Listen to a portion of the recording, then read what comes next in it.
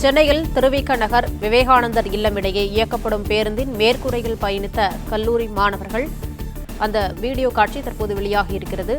இதுகுறித்த கூடுதல் விவரங்களை செய்தியாளர் ராஜகுமரன் வழங்க கேட்கலாம். ராஜகுமரன், வணக்கம். விவரங்களை சொல்லலாம். சென்னை மாநகரத்தில் இயங்கக்கூடிய பேருந்துகளில் பல நேரங்களில் கல்லூரி மாணவர்கள் படிகளில் தொங்கியபடி செல்லுவது, பேருந்தின் மேற்கூரை மீது ஏறி நிற்பது, படிகளில் தொங்கிய நிலையில் கால்களை சாலையில் உராய்த்தபடி செல்லுவது என்று சாகசம் செய்து வருகின்றார்கள்.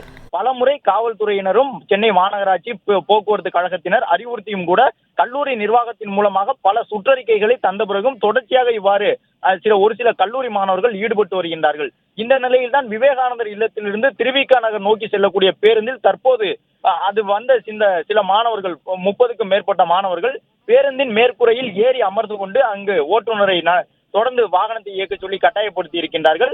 அதே நேரம் சென்ட்ரல் நிலையத்தின் முன்பாக காவலர்கள் இருப்பார்கள். எனவே பேருந்தின் மேற்கூரையில் அமர்ந்தவாறு சென்றால் அந்த மாணவர்களை காவலர்கள் பிடித்துக் கொள்வார்கள் என்பதால் பேருந்து சென்ட்ரல் ரயில் நிலையத்தை நெருங்கியவுடன் கண்ணாடியை தட்டி உடனடியாக பேருந்தை நிறுத்தச் சொல்லி அந்த பேருந்தின் மேலிருந்தே கீழே குதித்து இறங்கி செல்லக்கூடிய காட்சி தற்போது பதிவாகி இருக்கின்றது.